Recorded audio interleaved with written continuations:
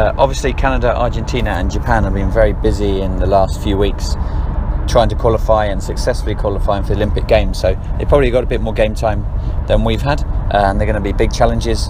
They're both unpredictable, all three of them unpredictable sides, have some great ball players that have played in the Rugby World Cup as well, so it's a tough group, and we're taking every game with the respect that it deserves. We went to the community last night to meet some of the Fijians that are pilots for Emirates, and also the local residents and community of the UAE that are Fijians, and it was brilliant. You know, they put on a lovo, we had some nice curry, all very healthy, I may add. We did a sivu obviously, and sang some songs, and I had a quick speech, and it was all excellent really. They've got a day off today where they'll just have a pool session and maybe a light gym session in the evening.